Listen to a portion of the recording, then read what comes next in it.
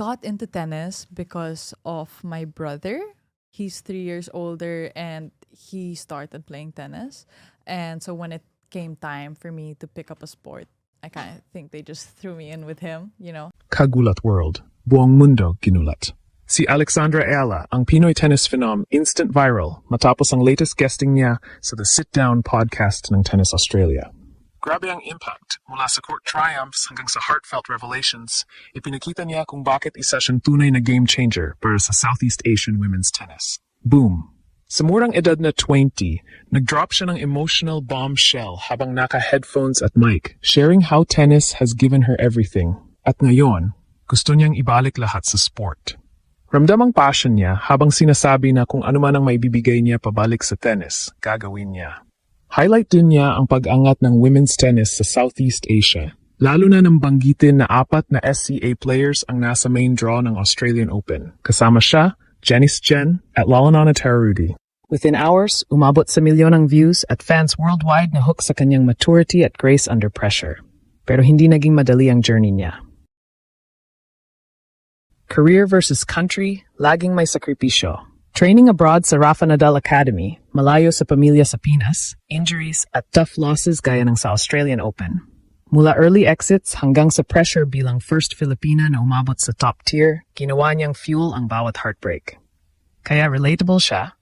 Fans admire kung paano niya hinahandle ang fame with humility. Kahit sa pagkatalo, punong-puno pa rin ng gratitude. Lagi siyang trending dahil sa raw emotions, mula sa teary post-match interviews hanggang sa proud bilingual moments na nagpapalapit sa kanya sa mga Pilipino.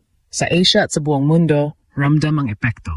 Mas napapansin na ang Southeast Asian tennis, mas maraming batang babae ang na-inspire at mas lumalakas ang suporta ng global community. Mula underdog, naging global sensation. At para sa ating mga Pinoy, iba ang tama nito, dugong Pilipino na nangingibabaw sa world stage. Ang tanong ngayon, ano ang susunod na viral moment sa Ala era? Si Alexandra Ala, ang pride ng Philippine tennis, muling naging global headline matapos ang explosive guesting niya sa The Sit Down podcast ng Tennis Australia. Sa episode na ito, hindi lang laro ang pinag-usapan, puso, sakripisyo at misyon ang ibinahagi niya. Sa edad na 20, dala niya ang composure ng isang veterano habang inilahad kung paano binago ng tennis ang buhay niya at kung paano niya gustong ibalik ang lahat sa sport na nagbigay sa kanya ng platform. Ramdam ang sincerity habang sinasabi niyang kung ano man ang kaya niyang iambag sa tennis, gagawin niya. Hindi scripted, hindi pilit, pure passion. Isa sa pinakatumatak na bahagi ng usapan ay ang pag-highlight niya sa pag-angat ng women's tennis sa Southeast Asia.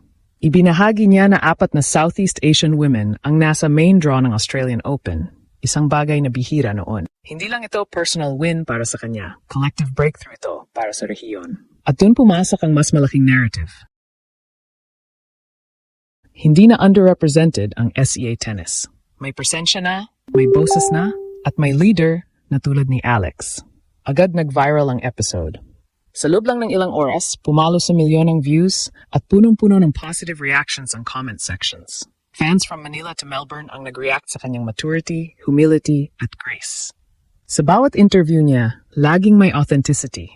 Mula sa pag-thank you niya sa fans hanggang sa paggamit niya ng Tagalog para kumonekta sa mga kababayan. Hindi lang siya tennis player, isa siyang storyteller ng sariling laban. Pero sa likod ng spotlight, nariyan ang sakripisyo. Training abroad sa Spain, malayo sa pamilya, constant travel, at pressure bilang mukha ng Philippine tennis. Hindi madaling dalhin ang expectation ng isang bansa. May injuries, may heartbreak losses, may early exits sa malalaking torneo. Pero bawat pagkatalo, ginawa niyang stepping stone, dun siya mas lumalalim, mas tumitibay. At yun ang dahilan kung bakit mas lalong nagiging invested ang fans, nakikita nila ang growth, hindi lang sa ranking kundi sa pagkatao. Ang Ayala phenomenon ay hindi lang dahil sa panalo. Ito ay kombinasyon ng talento, teaming at transparency. Sa bawat salita niya, may impact. Sa bawat laban niya, may simbolismo.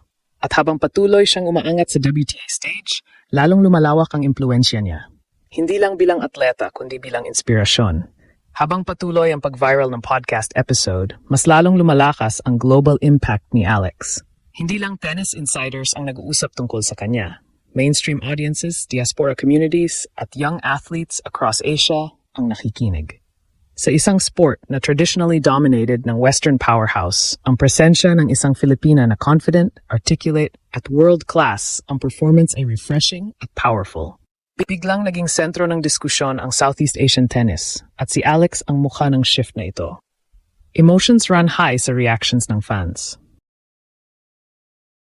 Marami ang na-touch sa kanyang belief-driven mindset, lalo na sa paniniwala niyang ang belief ang magtutulak sa iyo sa magagandang moments. Hindi siya takot ipakita ang vulnerability. Kapag natatalo, nagpapasalamat pa rin siya sa crowd.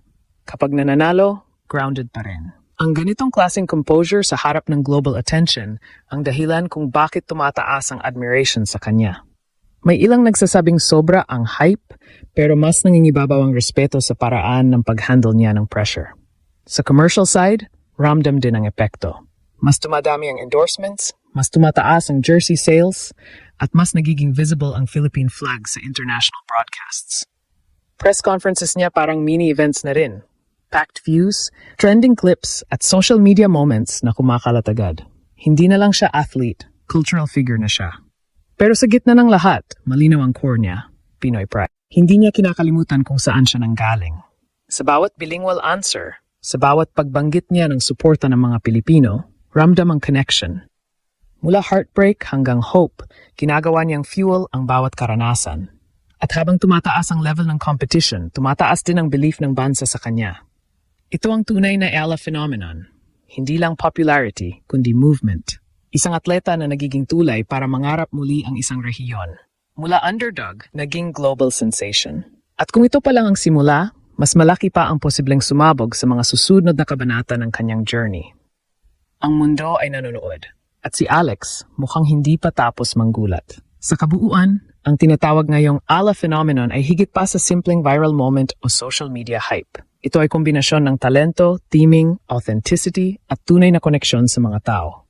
Si Alexandra Ella ay hindi lang basta nananalo ng matches. Pinabago niya ang narrative ng Southeast Asian tennis sa global stage. Sa bawat interview, sa bawat laban, at sa bawat raw na emosyon na ipinapakita niya, mas lalo niyang napapatunayan na ang pagiging world-class ay hindi lang nasusukat sa ranking, kundi sa impact.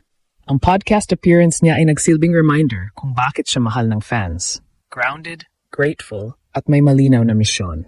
Sa murang edad, dala niya ang pressure ng isang bansa, pero pinipili niyang gawing inspirasyon iyon kaysa pabigat. Mula sa sacrifices abroad hanggang sa pagharap sa injuries at tough losses, ginawa niyang fuel ang lahat para mas lumakas. Ngayon, hindi lang siya racing star, isa na siyang simbolo ng posibilidad. Posibilidad na kaya ng isang Pilipina na mangibabaw sa world stage. Posibilidad na ang Southeast Asia ay may lugar sa elite tennis conversation. At habang patuloy ang kanyang pag-angat, isang bagay ang malinaw. Ang Ella era ay hindi aksidente. Ito ay simula ng mas malaking pagbabago.